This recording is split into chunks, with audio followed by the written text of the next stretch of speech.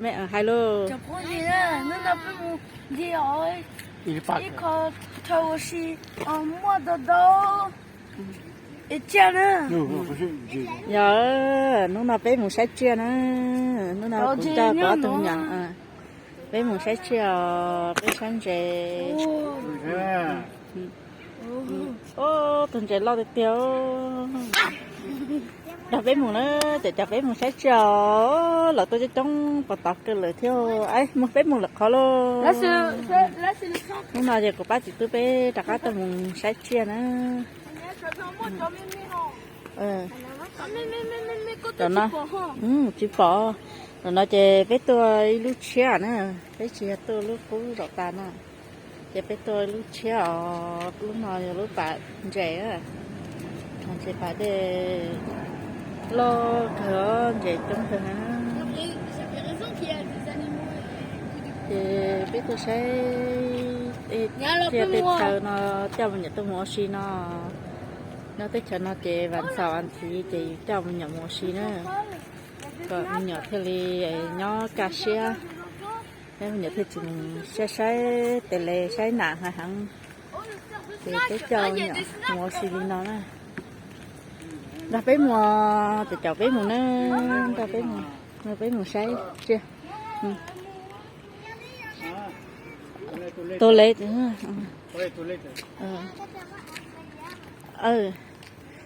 ra với một sai chia sẽ rong chả nữa để theo qua chia để theo gì này giờ để theo hai kỳ nữa sai sẽ nhập vào để theo hai kỳ để chia hai rong chả cái chữ lúc nào chứ chữ bá chia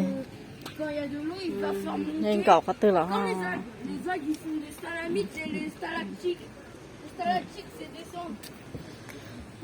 chả có với một sai bị nó thì bỏ chia vào rồi cái một sắp bị nó sao nó tàu phải đây xin này cái một sắp bị nó làm một cái bỏ Cái một số em mua bỏ tàu đồ anh mua cho coi cho nhau đấy mà ta chỉ biết chỉ bỏ đừng cọ bố bé lúa chưa sang đây đúng chưa nào vui chị quá từ nhỏ món đây bây giờ thì tôi chơi ní nó muốn chơi xí nó sợ ăn sao ăn xí chơi món ní nó sợ cho bây giờ tôi nằm mà bây giờ rong xía thời gian thì hẳn đặc biệt một sai sẽ bỏ ra chơi thì nó bỏ lô mỏ từ em mới từ phần hồng nhóc sáu đây Nicola là le pain d'accord mới từ hồng nhóc sáu đây con à mais normalement le pain il doit être dans son cache hein. Maman il anh nào là trên mới từ công tròn nó nè tụi nó bé hồ từ công tròn mon pitou pigeon tụi này tụi mua chả công về thắt cho nè lo cái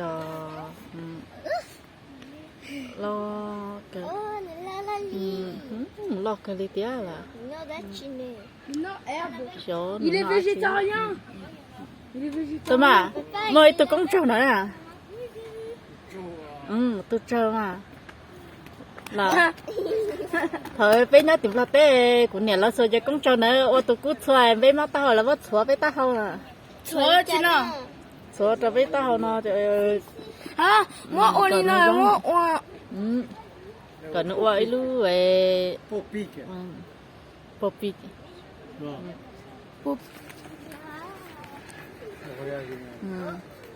เราจะbé một sai cho sáu giá chia cho sáu lấy chỉ cũng mùa ô san tê đi không thế un gros broche là le loquet 10 heures 17 ans on n'a pas droit cho nó ăn tê đi ra đây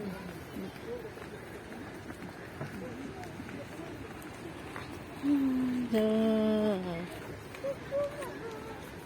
nó xưa nó để lá cửa nó tất nhà này còn nó bé nào nó mà tên nó tên nó tôi là tôi xí nó thể nhẹ thế chứ nó chỉ tôi đang thể nhẹ thế tôi nó tới theo xí nó chỉ là thể nhẹ tan cho đi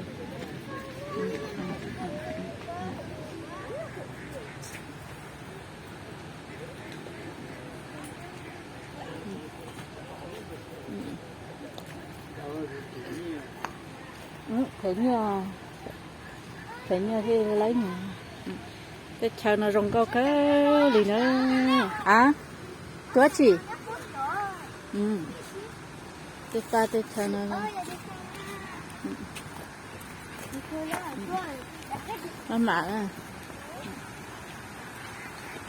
mạo trả gì nên đó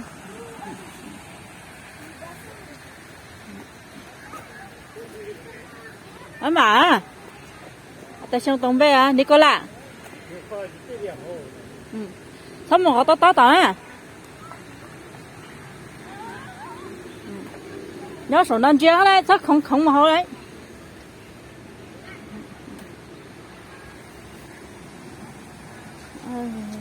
nhảy dao mà sao cái chẳng sư nên dần trong đi nẹt thế này nè mà dù nhớ đến nó chia sẻ xong một không xong một số lại cái nào mới cho ồ cái nào la neige est comme ça en fait eux ils comme ça ils font ça le danseur le mignon il n'a tenu nager dans pas de non nhưng đó là có thể khen đấy để cả này giờ chủ làm chơi đi đó như thế đi như thế đi chăng gió thật cái tao tuổi thế gió thật tệ thế nó như thế đi chăng cứ phải đây nó có nên thay cái đó này thay đuôi nữa à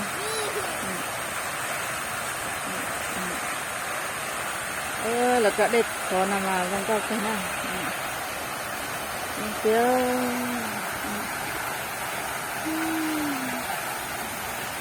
sao mà cứ đi cứ chơi nữa cái thứ gì nhặt luôn rồi cứ được chưa cho nó ít chập ta mua trời mua thời gian nếu mà你买不要了nó ở gì mà lắm这么不能mua ở gì vậy mua chút多钱啊ở tao bao à đó có chỉ chọn mua ăn ba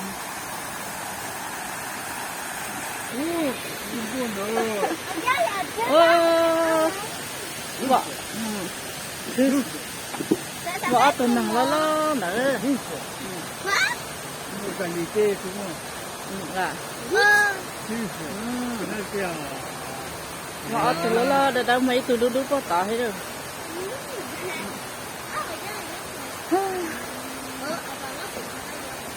giờ nó nhớ tìm lo té tiếng hoa thế à nhớ tìm lo té tiếng hoa của bỏ cả lo đồ nó theo mỗi cái lo đồ nó theo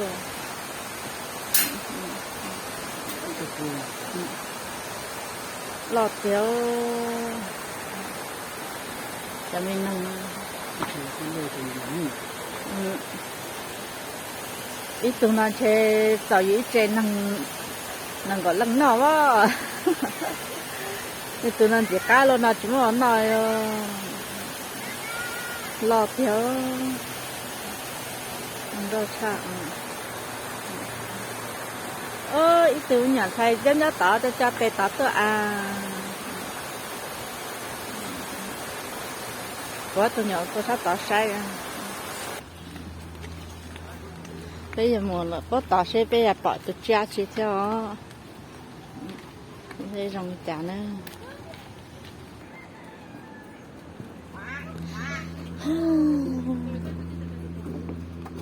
sao cũng luôn sao cũng chị có kìa tụi cha chỉ tao nó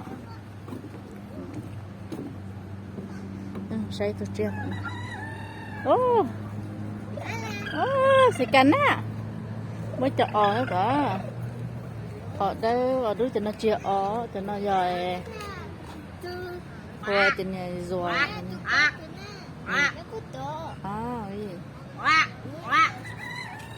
C'est bon, tu vois.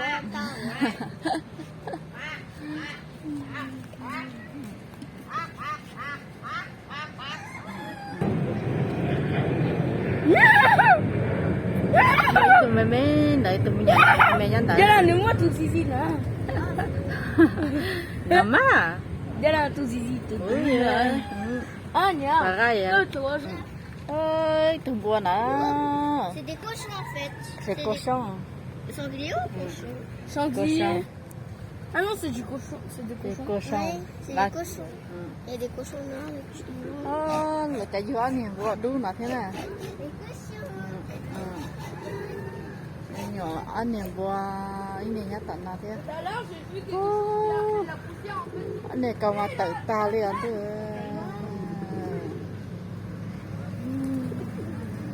vậy tụi nó thế nữa tụi nó chở đi thế Les gens qui rentrent. tụi nó nữ thế theo Ah, il y a une chèvre naine. với tụi mẹ nhá nó tụi nó rau nè có quá chị có nó chưa có nó rau ở bằng gì khác à Eh, qu'on a ça, c'est un. Couteau mine, on a fait. ô tụi nhỏ bé tiền sao à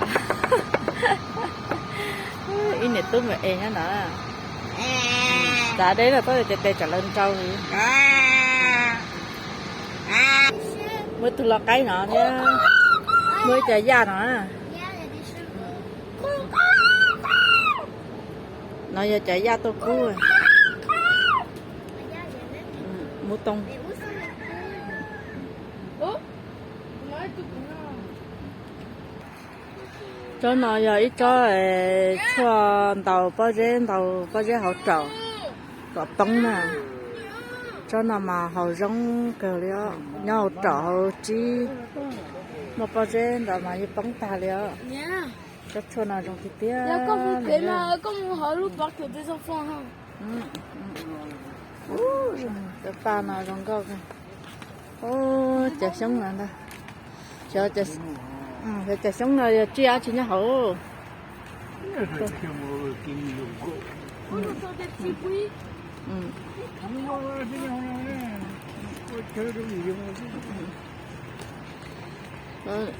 sai sai à cho nó chỉ biết học một bó tỏ lú về mua là cho tông đồng cho chữ thì nó tỏ nè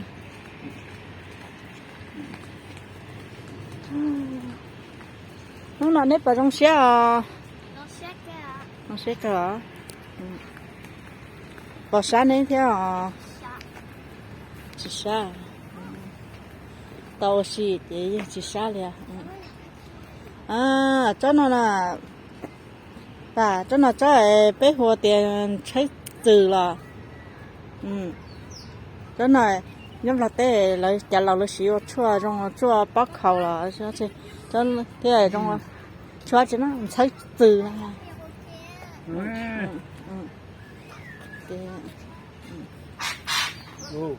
nhưng rồi đây hai lú rồi hai lú rồi mà xe đi nữa xe bé cookie Perroquet. Allez, bé cookie parle. bé hùa lân câu Hein? Quand vous prenez la tête là, le tête, t'as encore un autre la tête là, comment? nông lân câu Perroquet.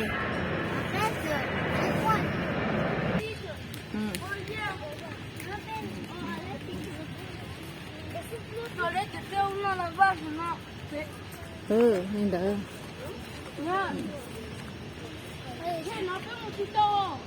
một lấy hả lúc nào rồi không ý gì biết mà lo ý lúc nào rồi không có gì đây cái mùng tận non tê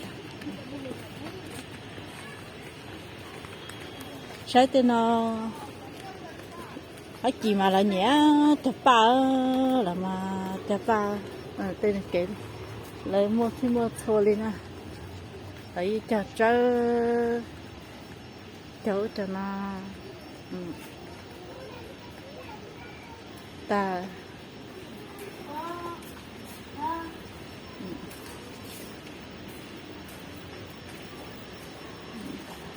con gọc cây liễu chả nó thì bé sẽ có thời giống gạo cho nên này bây giờ mắc còn buồn nè cho nó giống gạo cả thì à nếu muốn chỉ chạy đâu mắc còn buồn là chỉ cho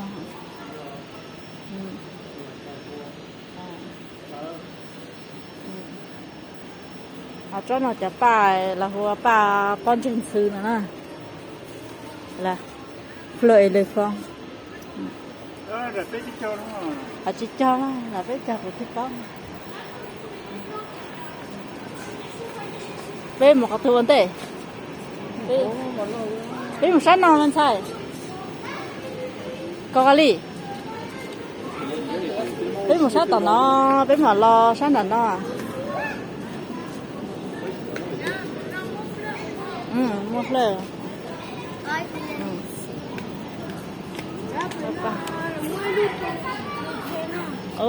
bên một tờ nó bên mà lòng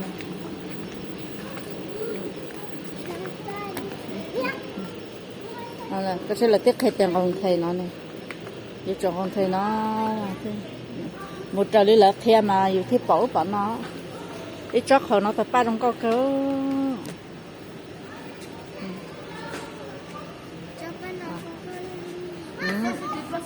très joli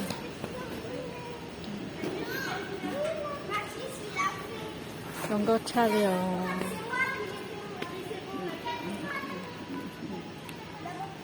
để cho bà phải làm gì có tay nhau thì là mới cho tên tổng nhân nó hay là Maman, bananier. C'est bananier. một trái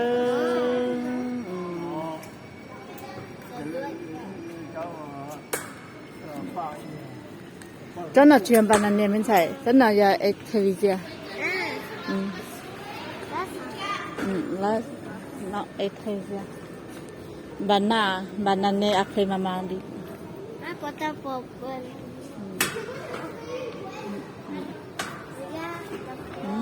那 big， Itu macam จะปลาเขาเลี้ยแต่น้องก็เที่ยวเจ้าหน่อยเตยปลาสีเลี้ยน่ะอาจจะมาปลาได้แต่เตยน้องก็เตยจ้า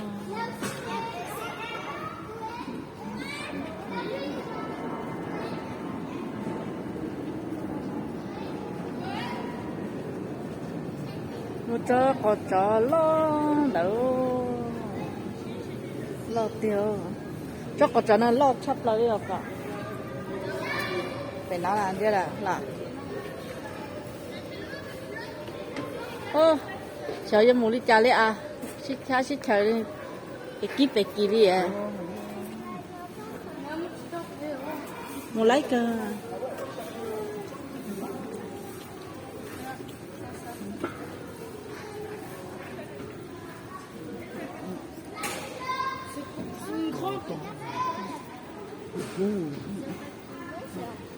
Non, c'est pas un papillon. C'est une libellule. C'est quoi ça, papa?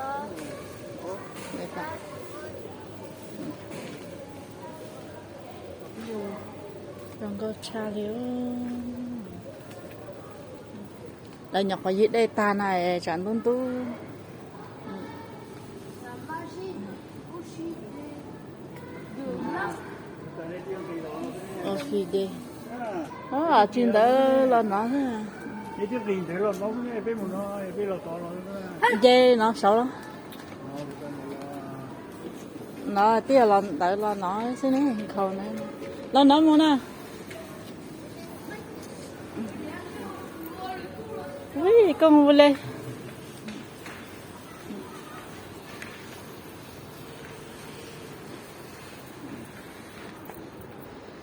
cho tôi nhập khổng khổng nó có trả của dạ đi nè rồi câu kéo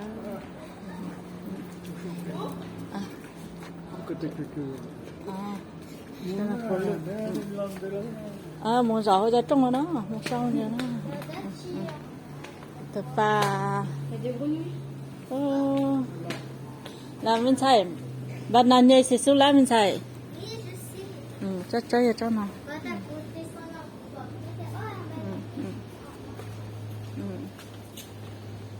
ba tới cái nào nó mua rau sao nó mình chỉ ra bà xa xa là chỉ biết làm sao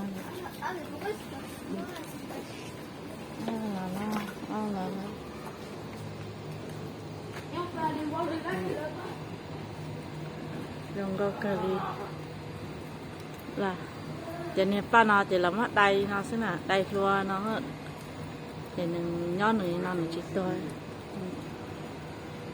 rong rau cà ri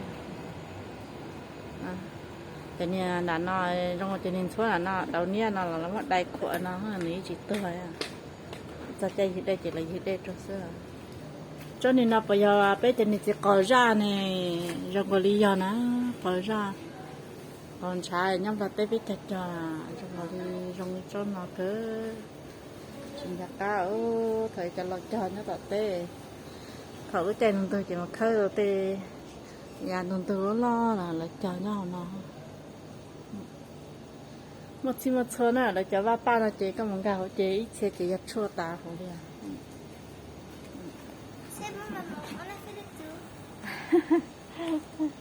sao á show à à tan bơ papa show bơ cho pa nó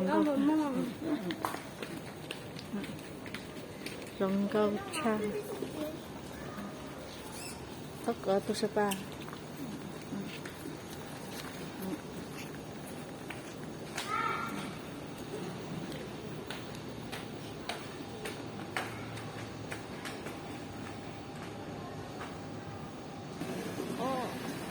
mua cho nó ngoài chè cả trên nên thế nữa nữa khu ly trà luôn khác gì nè để mua chân chè nhá hậu thế à không có cái gì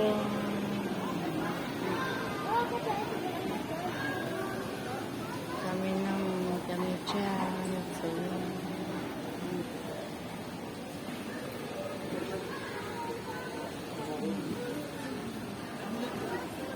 sama rồi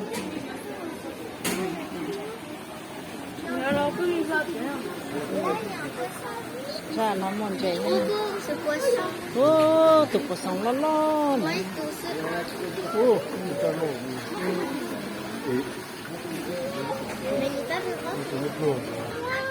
ta chơi nó lo ta rồi ta chơi nó lại rồi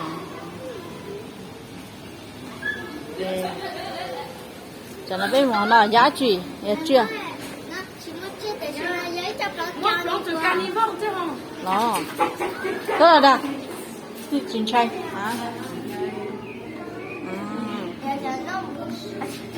rong rau cha đi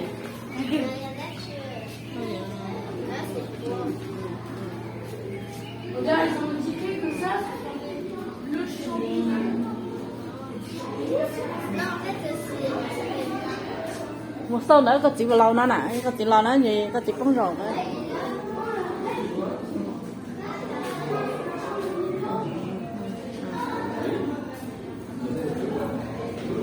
để chờ một hồi lia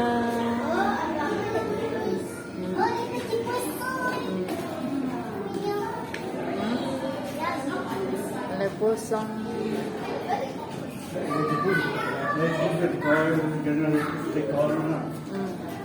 có gà đây từ từ rồi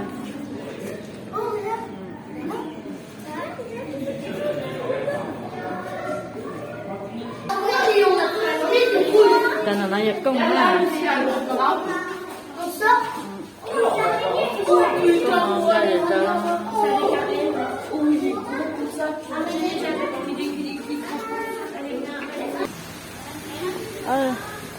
biết tờ hậu lò luôn từ cái hành trình mà nó sẽ không mát chỉ sợ nó sợ cái tia lia Oui, il y a des longs cactus. cactus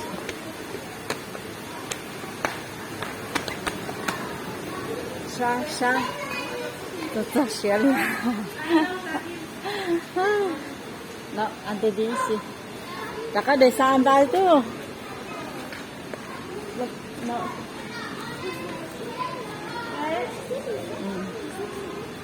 ai để sao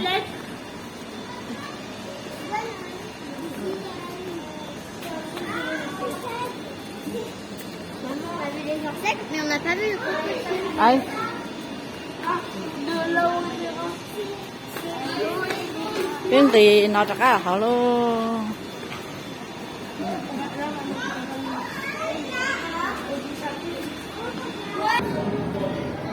cho nó chỉ giấy từ vớt kia lo phải kilo tự ti lo kéo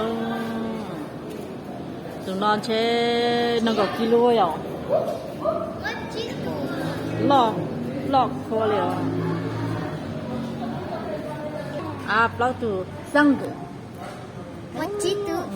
จะเป็นน้อยยังไม่เป็นจีอ่ะจะเป็นน้อยจะชวนหลัง Ton nom, il y a tout mère. Ton nom, il y a tes enfants. อุ้ย Ton nom, il y a tout papa. Ton nom, il y a tout adolescent. Ton nom, il y a tout enfant. ว่า Tout ทัว adolescent, il y a tout père. Ton nom, il y a tout ทัว papa, สอง tout ฟัง maman. Ils ont 3 enfants. ก็ใช่เราอีหลังว่าเป๊กถึงไม่หยวนอ่ะก็จีเอ๋อยู่ในอันหลังซื้อโอ้ขูสีเลยอยากให้ยืดถึงสีก็ต้องเป๊กmới cho tụi cháu nó cho có nhà Le pauvre à terre. là mua đó sẽ đây vừa nè nếu trong dưới nè J'étais enceinte, voilà. cho nó cho chơi bé hu hoặc để chơi cây cho chơi cho nó để xem mà phát kỳ đấy chỉ có này là lại cho rong rau xí xưa Il mới dort, cho il bất dort, kỳ il nữa dort. đưa nó từ bất kỳ tới tới Moi, toute seule, non, non. mới tụi tao và cho khể là cá chiếu Les iguanes verts. tụi nó xóa phụ phụ trong khể là cá chiếu nhà cá tụi nó về chặt tụi Iguane vert. Iguane vert. Hein. Iguane về Iguane. Fais ton potam. Fais mon père. Nia. cho On peut rentrer terre, peut-être, non, y'a paix. Moi, t'as chipé là. Et vers non, pour ta y'a paix. người ta lấy tôi tí tôi chặt là cái một sân nào cho nó lại tiền nó tàu thế nó cho nó lại tiền rong nó thế nó tàu thì mà nhớ tôi cho chỉ liên nó tàu cho tiện đại nhân rô này cho là và rau Mais nó au tàu poussière, tu n'es pas là. Le dragon. cho nó là ba cho cái này lo sẽ chỉ sẽ liu nó rồi kìa sẽ là sau sẽ cho khó đi nhắc học tiếng à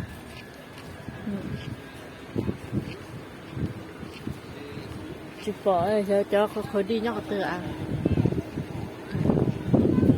họ chỉ xa là chỉ có từ nhà là họ để là sao nè là nó ít lần ít khó để chỉ xía này nó sấy nhịp liền là bên Ouais, mày on a nè móc ta. sấy nhịp liền là xía cho bé bạn đã cảm nhận luôn á cú rồi sọ liền Je sais pas si tu as l'eau alligator. Ừ, đó. Mù là. thì sấy từ là bé bạn đã cảm nhận sấy luôn á để chậu bé nữa chậu bé mùa sai sẽ bị bỏ đã chỉ là chuyện này thì nó bị bỏ theo Tu sais là. bà la xéo D'accord. cá Ah, cờ t'as lâché. lưng ta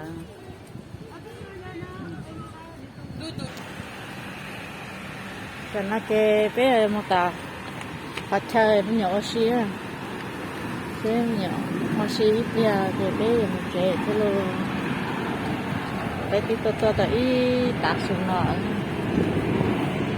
thì giờ rõ mình 我是几的，我是的是那把菜的用bỏ đấy,我是不了，còn đây là một trái, tôi nhà mua gì nữa, mua gì có theo gì nữa, rồi đó, thì nó mua xí có tờ nhớ xí nhà thì cái nào đi mua là khó chơi xa xa thì ở đây nó nằm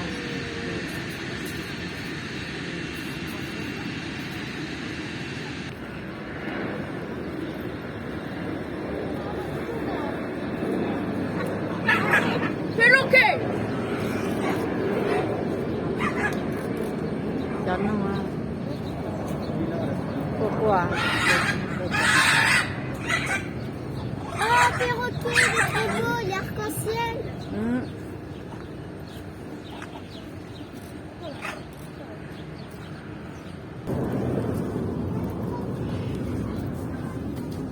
Cô đi cho nó vậy à?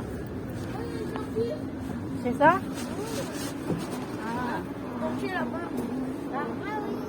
Pour s'en faire, tu peux coordonner. Ouais, tout entier. Un canard. Coco.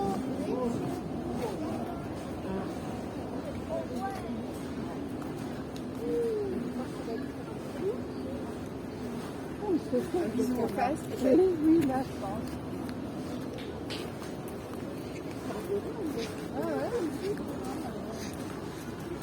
Là bà thấy sao như thế nhau, cho nên sao tôi gọi nó cũng à.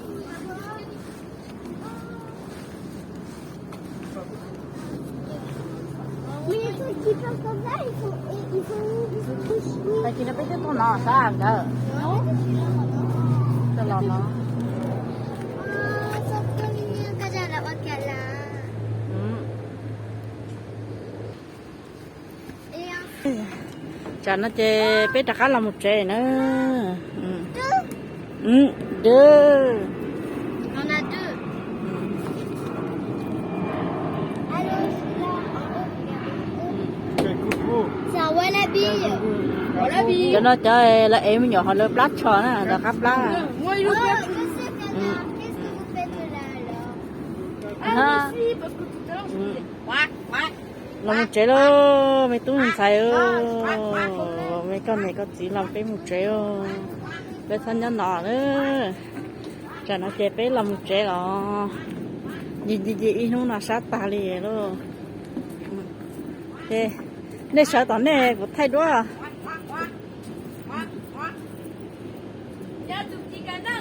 Bên phải đi tao na. Cái liền nữa. Như tôi, lo tao có thay này đúng không? Một tay, nè, sợ là nè, thay, sợ là nè, xem ạ, sợ nè có thay đó, chưa là tu,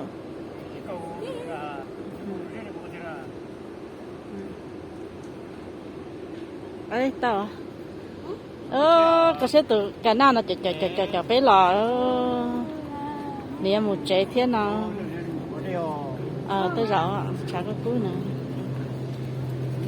Một chế lô đi nào xưa lại ra bắt tôi đưa lô sát sát cái đi đó mấy tu lâu rồi đó nó bé một chế sát sát đi đó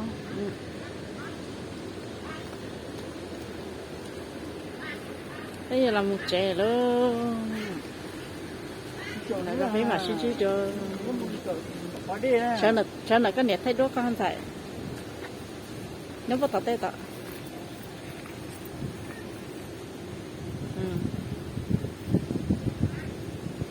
ta chơi rong tao tại sao anh tao à